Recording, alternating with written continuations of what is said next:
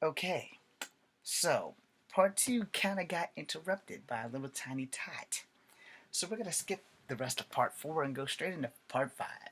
One of the most important things that needs to be said to all of you ungrateful little fucks is that a child knows when they are not being loved properly, when they are not being treated properly, and when they are put to the back of the line every fucking time. Don't think for a New York minute that the child over here does not know the difference between the child over there getting treated way better. So let's say this child's getting everything they want for Christmas, and this child's getting socks and cologne and not getting what they asked the great white man with the red coat for. Hey, Santa, I would really like that Cobra Terradrome. Yeah, that didn't happen. But all of my siblings are getting everything they want. And then you wonder why I have all my G.I. Joes now. You wonder why I keep all my comic books. And you wonder why I have all the stuff that I paid for myself. Because I paid for it myself. So I'm going to tell you a little story. I'm going to tell y'all a little story that y'all don't really give a fuck about. Y'all don't want to hear it, and that's fine. But you're going to hear it if you're watching. So a long, long time ago when I was 12 years old.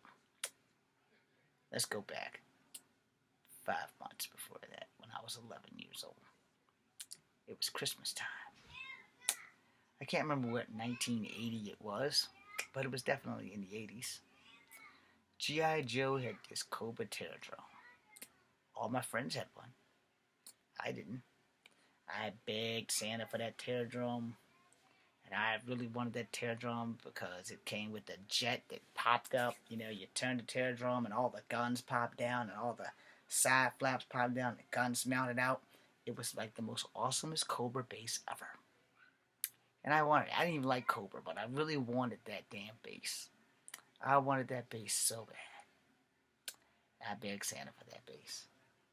I literally begged, cried, pleaded, wrote that shit on my damn thing. If I don't get anything else for Christmas, I want two things. A bicycle and a Cobra Terratron.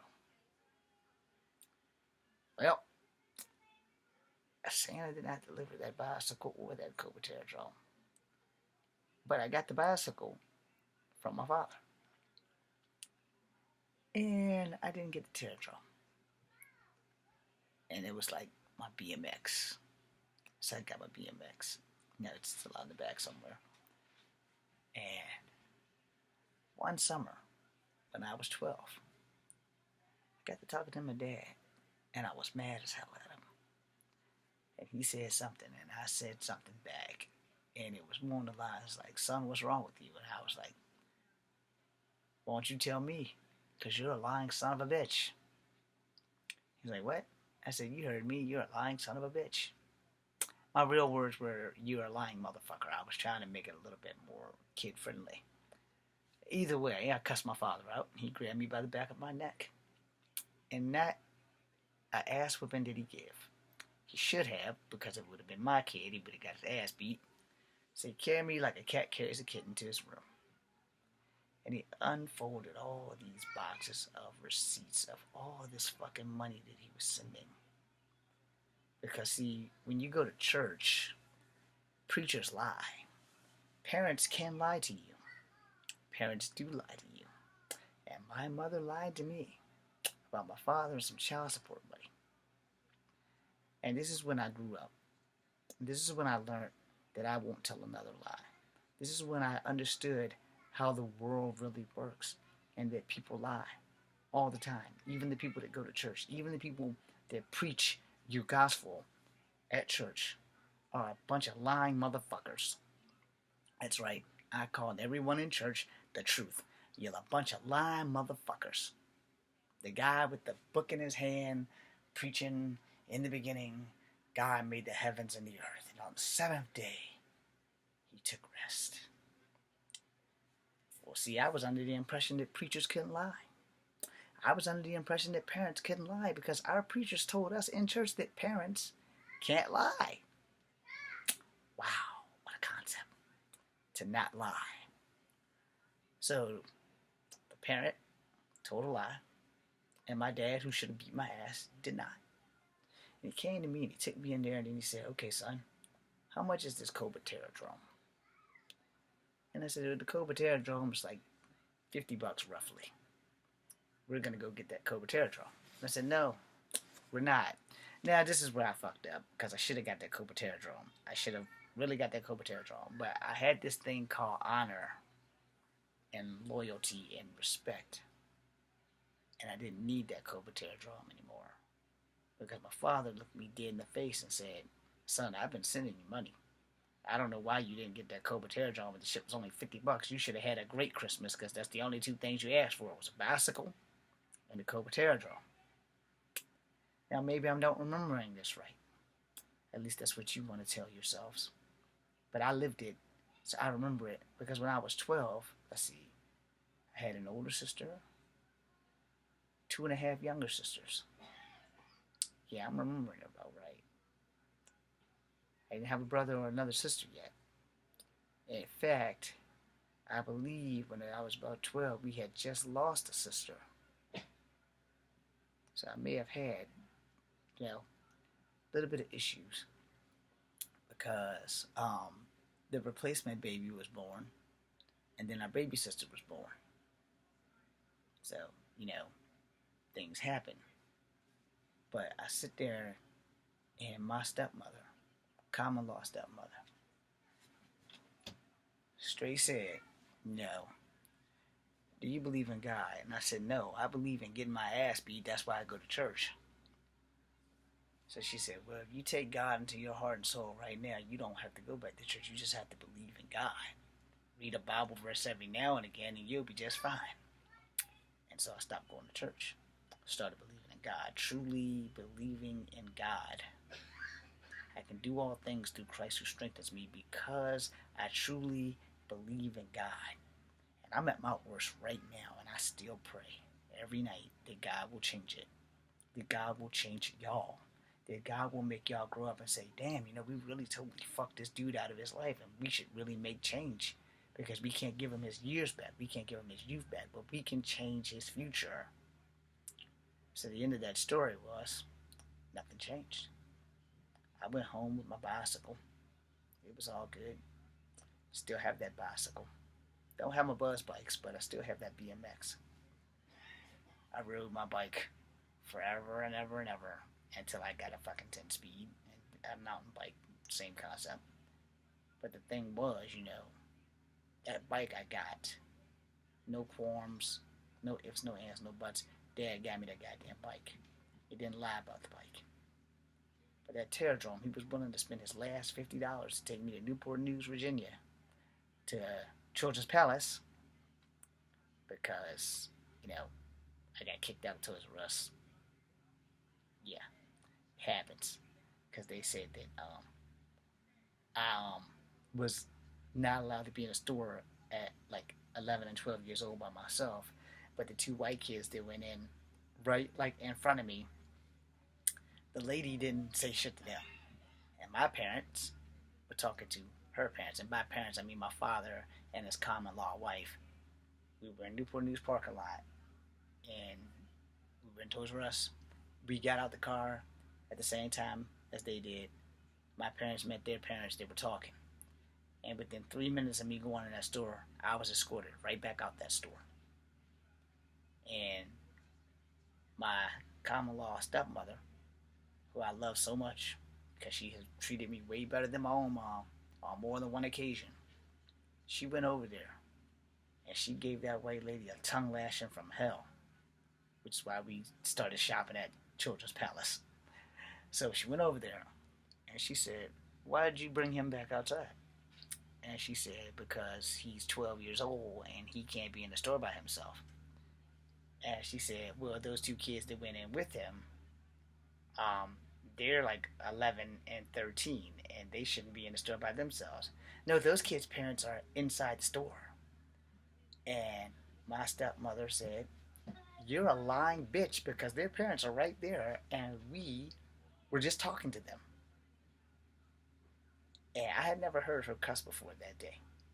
I never heard her cuss after that day. But she cussed that day, and it was the first time I ever heard her cuss because she was like really, really religious, and she never really called people out their name. But she looked at that white lady and she called her a bitch, and she said, "So, if my stepson was white, he could run in the store. But because me and his father, we're a mixed couple, and these two people who have white children can run in the store, but they're out here talking with us. And you take the 12-year-old black kid and walk him in the store and around back out to the exit and basically try to throw him out the store." And the manager comes out and says, "That's not what happened." And he's like, "We watched him go in the store. He hadn't been in the store 3 damn minutes. Y'all walked him around the barrier. We sit right here and watched y'all while we're talking with them."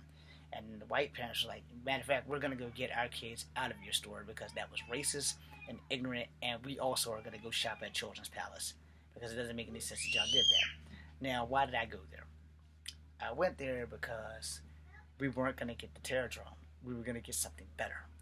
We were going to go get the USS Flag aircraft carrier, which I also still don't have. The only reason I don't have it is because it's bigger than my bed, and my dad had no room to put it in the car that we had. There was no way we could carry it from Newport News back to Smithville. So one day I will get it.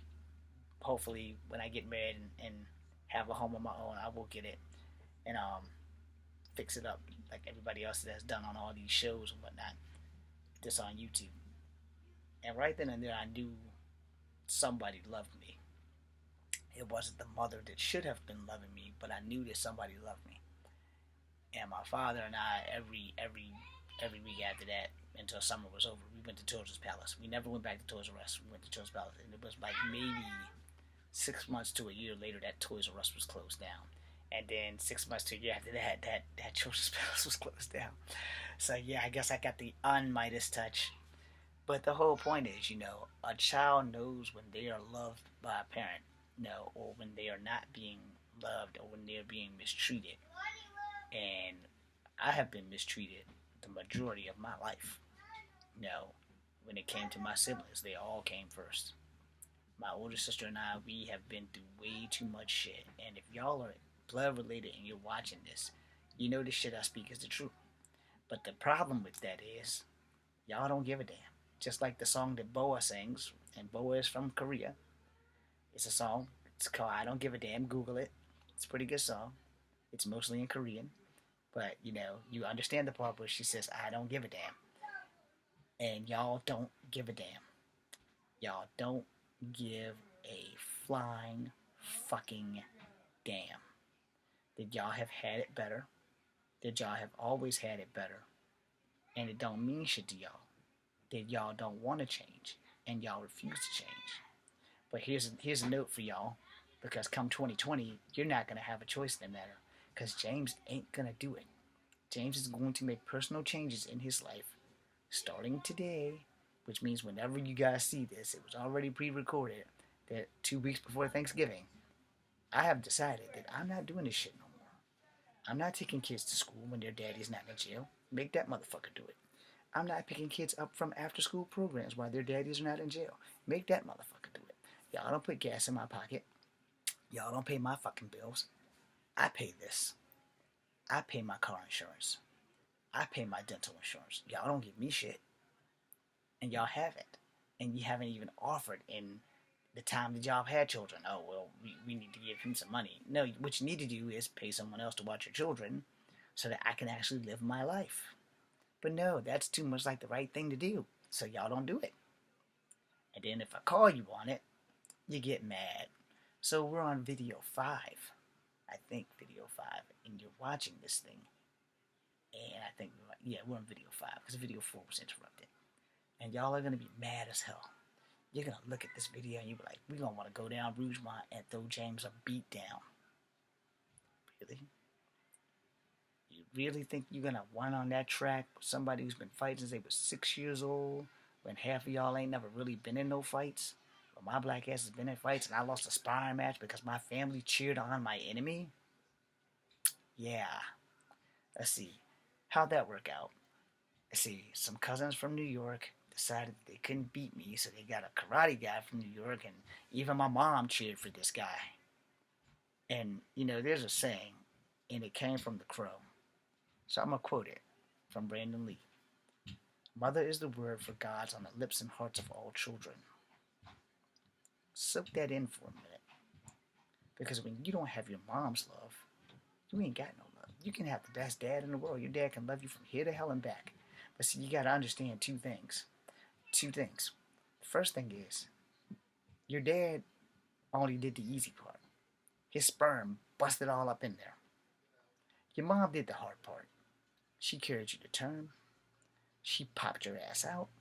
She breastfed you. She changed your shitty ass. She washed your shitty ass until you were capable of doing it for yourself. But there's this thing in our family called fairness. Oh, I forgot. Our mom doesn't know what the fuck that is. And I will mention that because I'm mentioning that for the simple fact that, hey, look, you got 7 kids and you decide that the first 2 kids don't deserve shit. And they have to take care of the other 5 kids whose daddies aren't shit. And you decide, hey, well, I'm going to make my oldest child and her younger brother babysit these fucking kids until they go out and get jobs. And then we're going to make them babysit their kids' kids because it's too much like right to tell their kids that get pregnant before their time that you have a job to do now. You've brought another life into this world. It is not your brother's responsibility to look after you or your children. But again, how can you do the right thing if you weren't raised to do the right thing? Which is another clusterfuck that I'm going to end this video on. How come I'm the only one in the family that believes in doing the right thing? I mean, our older sister does the right thing. Might not always do it all the time, but closer to right than wrong. But I always do the right thing. I always tell the truth. Now, you're going to contradict this video. You're going to tell everybody, oh, James is full of shit. He's lying. He's only giving us his side. Let me ask you this. Do you even really get a side due to the fact that it's y'all fault that I'm in the situation that I'm in? It's y'all fault that instead of doing what was right, y'all had babies before you had plans? It's y'all fault that y'all decided that let's not do what's right. Let's go out and let's bang drug dealers and get knocked up. Let's have sex with boys who don't want nothing to do with us. When our pussy is just the shit and they love that shit. But you have to ask yourself, what straight man on earth doesn't love pussy? He might not like the body that's attached to, but most men love pussy. Now, there's very few of us men who don't love pussy. No, and there's very few of us men who will not move heaven and earth to get that pussy. Because pussy is the only drug I've ever been to. It's the only drug I will ever do. But the point of the matter is, when you have siblings who don't think before they spread their legs and start popping out these babies by these motherfuckers that ain't got no business having babies in the first place. Because, let's not use this thing up here. And more importantly, let's not use these things right here. Just stick it in. Yeah, just stick it right in. Don't worry. Don't stick it. Don't go too deep, but just stick it in. Oh, you busted a nut. Oh, I'm sorry. 9 months down the road, I'm really going to be sorry. But not as sorry as my big brother and my big sister because those motherfuckers are going to get stuck. And we're going to make sure they stay stuck. So maybe y'all ought to sink that shit in before you say, oh, well, James is, he's not giving y'all our side. He's not telling us what he did to us. Okay, so let me do that. Let me tell you all what I've done to you. Let's see. I've babysitted your ass. I've washed your ass. I've changed your ass. I've beaten up people who have threatened y'all without you knowing it when we lived in the projects. Because I have had some secret fights that I just didn't tell anybody about, I done fucked a few people up with the knock beat down. Let's see. What else have I done to y'all? Let's see. I've given up child support money that I didn't know I was giving up. Let's see. I've taken people to malls and Fashion Sense and other shit on Pantops, and then I had got late, so I believe the worst thing I've done is I've taken one of y'all, at least one of y'all, to Benny Smith Farm and locked you in the car and started walking off. So that's one. Let's see. What did I do to another sister? Let's see. I probably threatened to beat you up a couple of times because you're a badass, and at least you thought you were a badass. And like I tell everybody who thinks they're a badass, here's the difference between being a badass and thinking you're a badass. See, badasses, we don't do all that fucking talking. We go ahead and do what we gotta do. And let me see, I'm gonna get my boyfriends to beat you up. Oh, there's air and opportunity. It's gone. Let's do this shit. And then what happens with the boys? Because, you know, they just wreck up your shit. And then you try to get them to fight me. And they're like, oh, well, we're crazy, but we're not stupid. You know, because I ain't got a problem fighting. I don't lose fights. That's the one damn thing that I'm good at. Not saying that I ain't never lost a fight, because our big sister whooped my ass a lot. Which is why I'm tough as nails now. Rusty nails. You know, the kind that you can't break with bolt cutters. Yeah, I'm that tough. Let's see. What did I do to another sister? Not much I can really say about that. Let's see. What did I do to a younger brother? I took beatings from him in the park playing wrestling. And then I gave him a dose of reality when I put him in the Famouser. Or let me rephrase that, because it was actually he who put me in the Famouser and wound up in the power bomb. And then me and his father almost went fisticuffs at least twice. I tried to shoot one of the baby daddies at least twice, and then I got in trouble for that. So yeah, my list of shit of the things I've done, I'm owning it. You know? But y'all list of shit, the things that y'all have done, is far worse than the shit that I've done, because the thing that y'all have done, y'all caused all of this. You know, and y'all won't own it. And you're like, oh, well, I didn't get pregnant and make you watch my kids. You're a lying sack of shit. Each and every last one of you. With the exception of the one that got married. You're a lying sack of shit. Because y'all did get pregnant. And I did have to watch your kids. I did get forced out the house for 6 fucking years. And had to come over here for 3 or all 6 of the years. And babysit children while you stayed outside. Doing illegal paraphernalia. And I don't have the right to be mad, because those same children were the same ones who were raised to throw bleach on my clothes, raised to spit on me. They're all grown now, and I have forgiven them. And yeah, I threatened to fuck them up too. But I didn't, because there's one thing that I have that you guys don't have. I have a sense of morals. See, you can't get mad at a kid that's being raised by your sibling to hate you. You can get mad, but really, is it the kid's fault? If their parents are telling them to do that shit when they shouldn't be doing it, no, it's really not the kid's fault. It's the parents' fault. But is it the parents' fault because the parents decided at, such a young age that we're going to need all these kids and we're going to live happily ever after? No. Because see, like I said before, you can change fate, but you can't stop it. But I'm going to change my fate, because I'm no longer going to be your bitch. I'm no longer going to babysit kids that my dick didn't create. If I have to get up at 4 o'clock every morning to leave this fucking house to make sure that I'm not here, I don't know where I'm going. I haven't worked out the minutia of that plan yet. But if that's what I gotta do, that's what I'm going to do. I think Snap Fitness is open 24 hours a day. Be ready for part 6. Be seeing there.